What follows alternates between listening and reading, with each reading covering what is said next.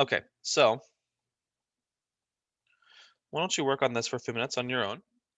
So think about, again, try to mimic or emulate the previous example if you're not sure what to do. Identify what is the objective function, what is the constraint equation, and then you use the constraint equation to do what? To solve for one variable in terms of the other and get the objective function down to one variable, and you're trying to minimize or maximize it on a certain interval.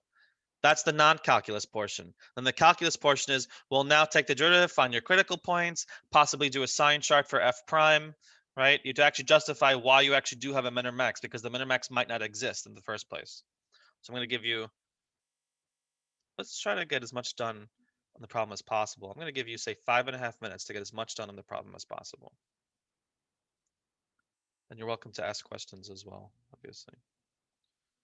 And in the meantime, I'm going to make this look nice.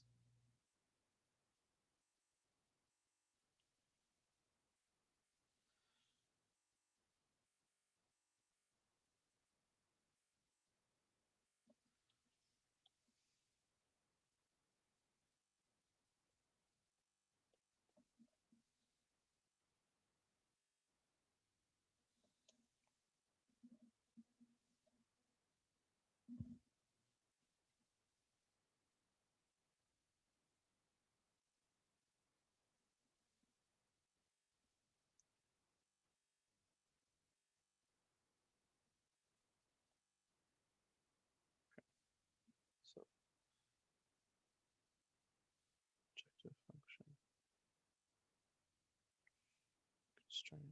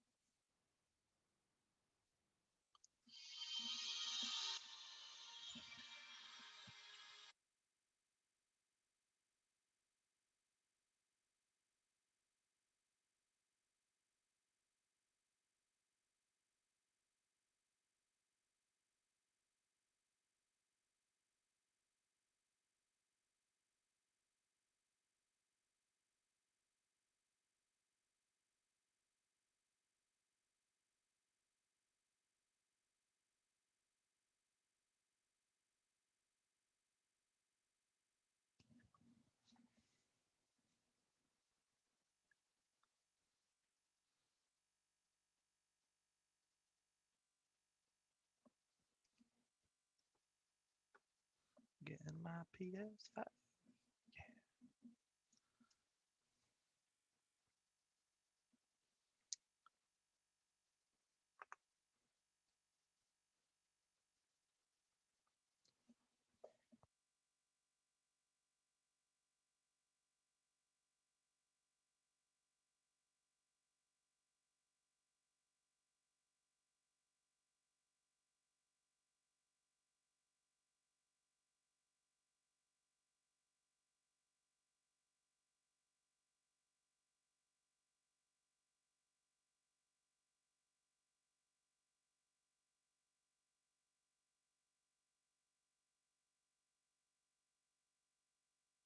What is this?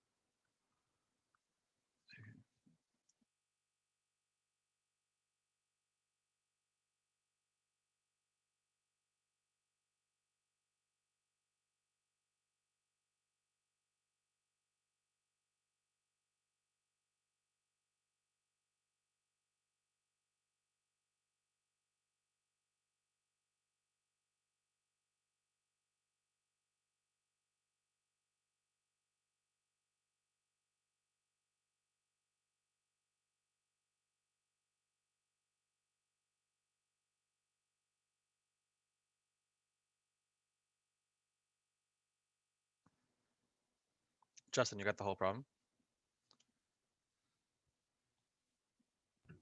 Yeah, but I don't know if it's right. Uh-oh. Should I give the correct answer?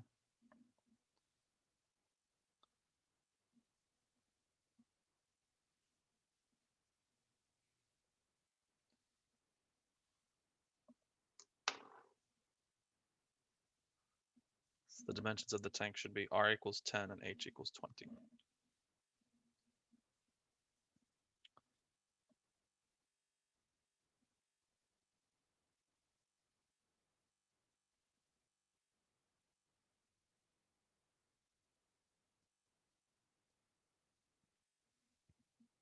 Yeah.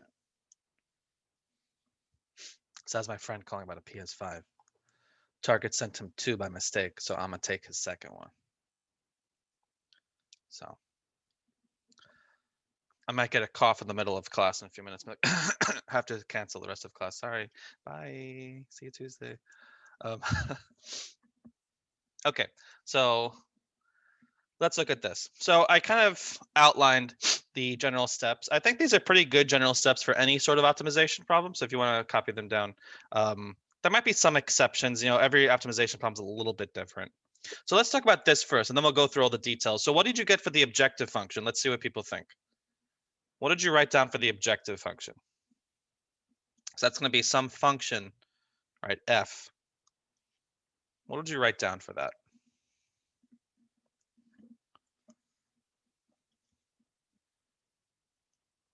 Did we get that? Did we get everyone stumped there?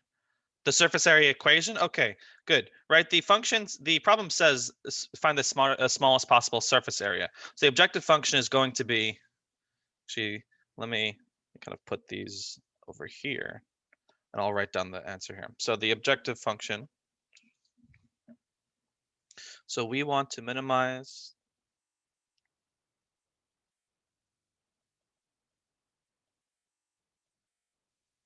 again, if you're unsure about how to identify the objective function, the problem literally said find the smallest possible surface area, right? You're looking for words like that. You're looking for superlatives, smallest, cheapest, biggest, right? Those superlatives, whatever comes after that is going to tell you the function that you want to minimize, the objective function, right? So in this case, I want the objective function is whatever the surface area function is.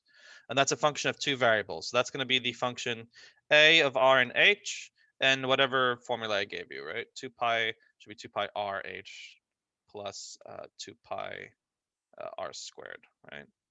Except I gave it to you in the opposite order, so I'll just be consistent. Okay, and now we have a constraint equation. So we say we want to minimize this function.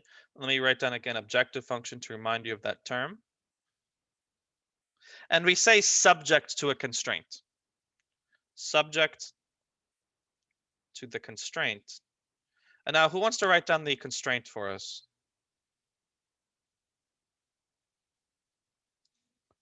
So this will be called the constraint equation.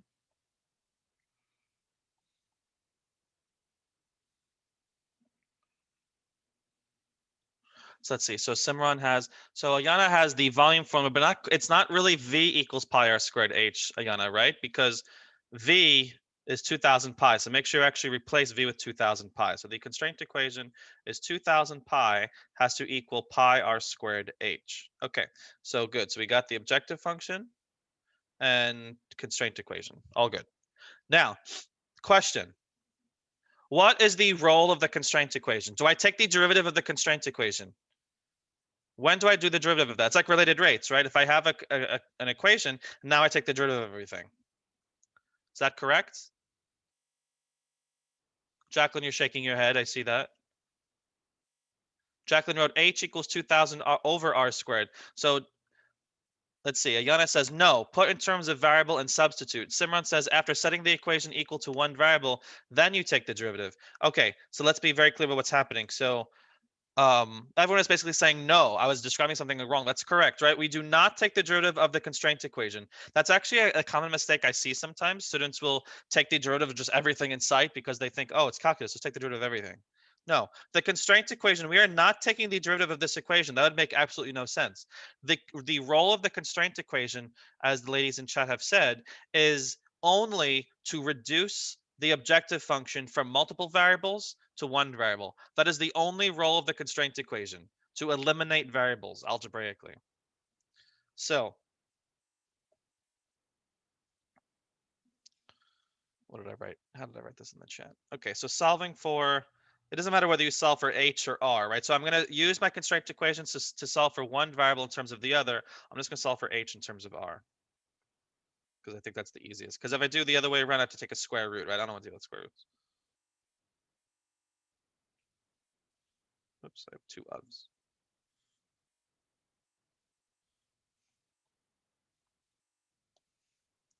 So I have here h equals, the pi's cancel out. I just have 2000 over r squared. And like everyone said in chat, now what I do is I actually take this, as I'm not in presentation mode, I take this constraint equation or this expression for h and I substitute it into my objective.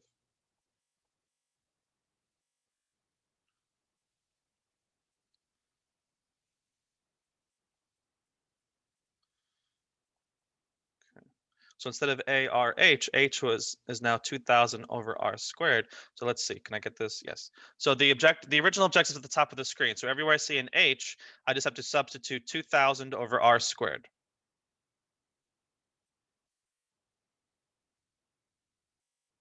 Okay, good. And simplifying a little bit, so there's a common factor of 2 pi. I'm left with r squared plus 2000 over r, right? Some of the r's cancel out. So I've just simplified the function a little bit. Sorry, you good up to that point? Questions? Sarah says, yeah, okay. What about you, Muhammad? We're good? All right. So I think we're now ready to talk about what is our goal here, right? I have my function. Once you have your objective in terms of one function, I can rewrite this in terms of, finding a minimum or maximum. So I want to find, what actually is my goal? Do I want to find the minimum? I do, but my ultimate goal is really to find the dimensions of the tank. So I really want the value of r. Okay, so goal, find value of r that gives absolute min of the function. And so now we can call this one variable function, I'll call it f. I'll give it a new name. And I need to say on what interval.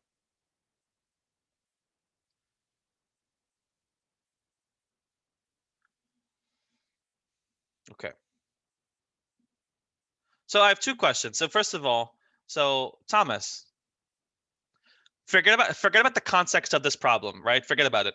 Let's say this were just like a random pre-calculus problem, and I asked you, what is the domain of this function? So forget about that it's a tank and all that. What is the natural domain of this function? It'd be 0 to 2000 pi. Would it be 0 to 2000 pi?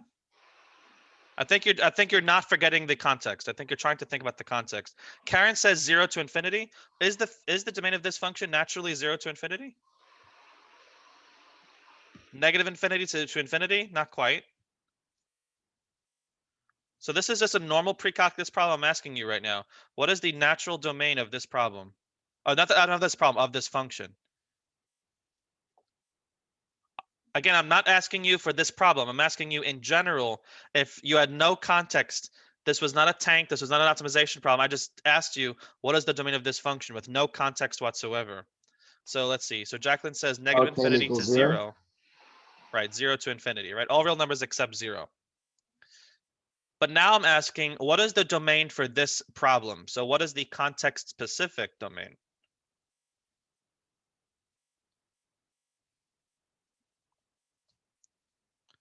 And so Jacqueline says 0 to infinity. Does anyone disagree with Jacqueline?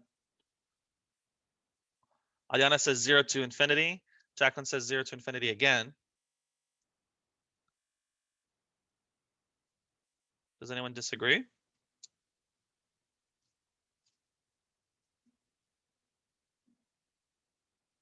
Keep in mind, if you're saying you agree, if you're not sure, if you're saying that you agree with this answer, you're saying that the radius can be as small as you want, but it can't be 0.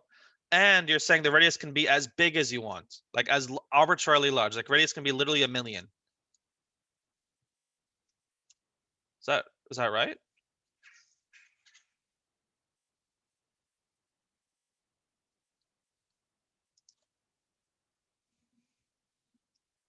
Camelia, you're in chat somewhere.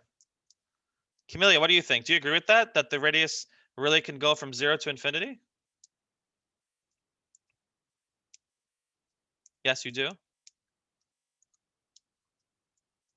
right, well, it doesn't seem anyone's disagreeing, which is, I don't know if that's good or bad. Well, that's correct. So I wanted to point out two things. This was one example where we have a function that has a natural domain that is bigger than the context-specific domain, right? The fact that a radius can't be negative obviously means I'm not allowed to have negative numbers, even though this function does make sense for negative numbers. So I just kind of want to point that out, that sometimes the function has a larger natural domain. So what is the interval in which we are maximizing or minimizing this? We just said 0 to infinity.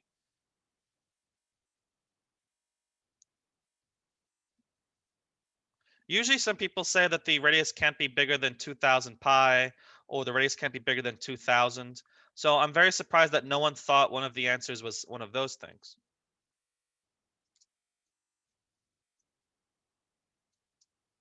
Now the answer is 0 to infinity. The radius is allowed to be as arbitrarily small and arbitrarily large. But does anyone have questions about why that's so? I mean, do you maybe think that the radius should only be up to 2000 pi or something like that?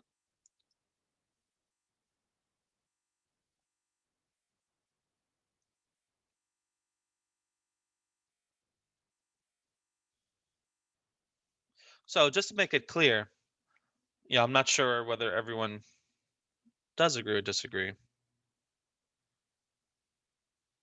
What's really happening here is if I have r very small, so if I have r close to 0, what does a radius, what does a cylinder with radius very close to 0 mean? Well, that means I'm going to have a very, very skinny cylinder, but that means it's going to have to be a very, very tall cylinder as well. Why? Because remember, the volume has to be 2000 pi. That's a constraint in the problem. So if you make the radius super, super tiny, that means the height is going to be super, super large, right? And on the other extreme of that is, what if I have r very large? So like r going towards infinity. Then that means I would have a very, very wide cylinder, right? A very, very large radius. But to keep the volume at 2000 pi, that means the height will have to be very, very small.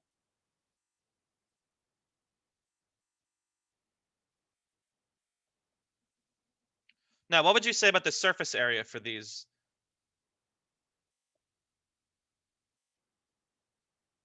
things?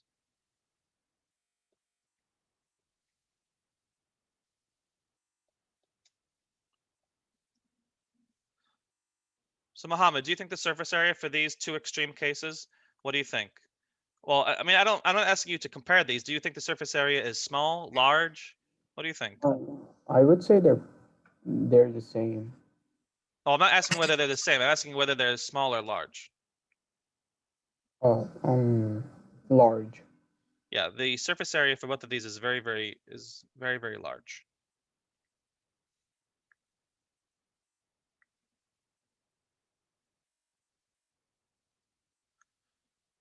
But I want to minimize the surface area. So that means somewhere in between,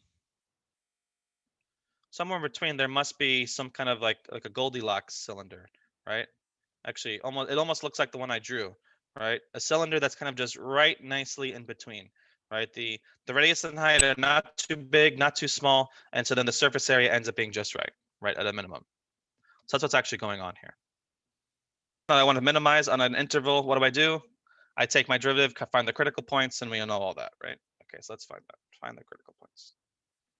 Caleb, did you get the critical points for this? No, didn't get up there yet. No. So in all this time that I've been talking about PS5s and Goldilocks, you haven't maybe done a little calculation on the side? I've not. Okay, so let's get the derivative here.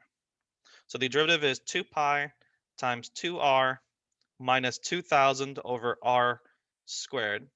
Set that equal to 0. So this is pretty simple algebra, and you get r equals 10. Right? Because you get r cubed equals 1000, so r equals 10. Okay, so not that bad. Now let me ask you this. Our interval 0 to infinity, notice it is unbounded and not closed because it doesn't include the 0. So are we guaranteed a min or a max? No. So we have to justify that we do have a min or max in some other way other than the extreme value theorem. So how would you like to do that? Now, last problem we used the first derivative test. A lot of you said, well, just look where the function's increasing and decreasing. There is actually another way we can do it without the first derivative.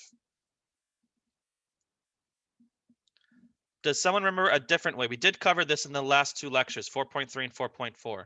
Does someone know a second method of verifying that this really does give us the minimum without using the first derivative test?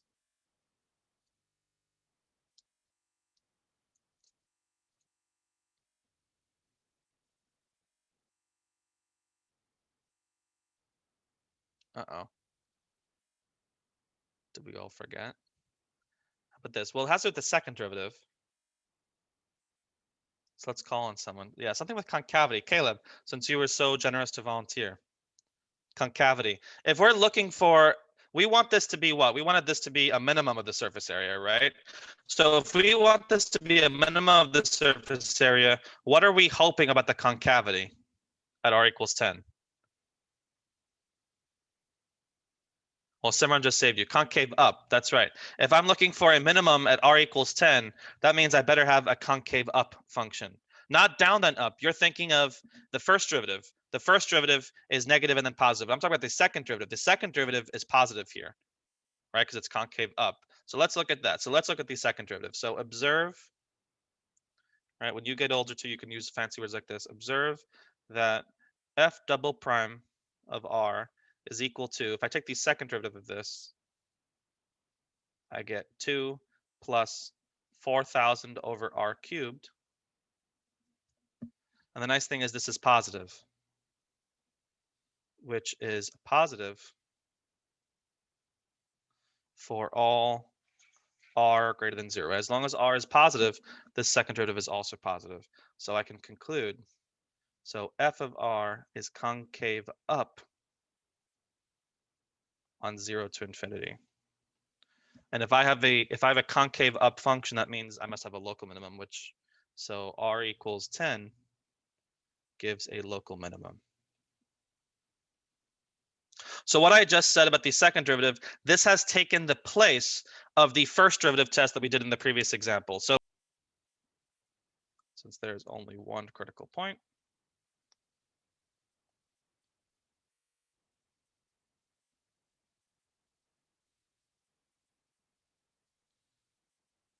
r equals 10 must give an absolute minimum.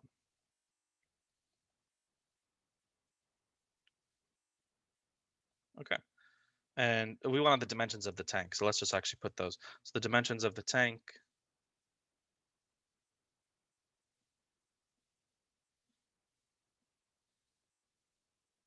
are r equals 10. And you can go back to the formula for h. You get h equals 20. Right, we had a formula for h earlier, right? H equals 2,000 over r squared. And bonus question, Justin. If I wanted the maximum surface area, what would be the dimensions of the tank?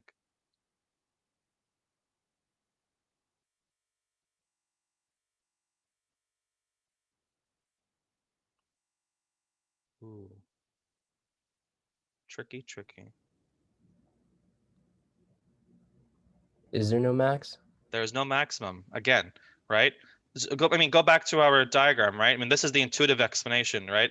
As r gets small, h has to go to infinity, but the surface area can just keep on getting bigger and bigger. Analytically, we see if I'm concave up